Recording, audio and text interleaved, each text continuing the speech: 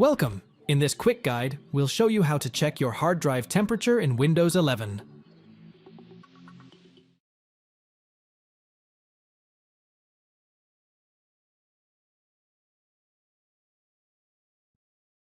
Open Settings, Win+I, and navigate to System Storage.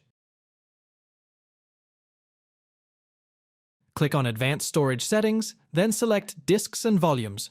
Choose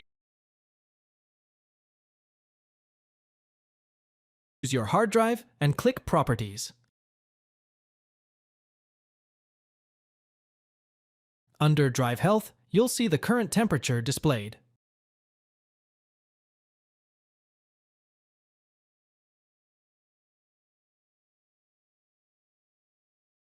Download and install CrystalDiskInfo from this link, https:/crystalmark.info/en/download/#CrystalDiskInfo.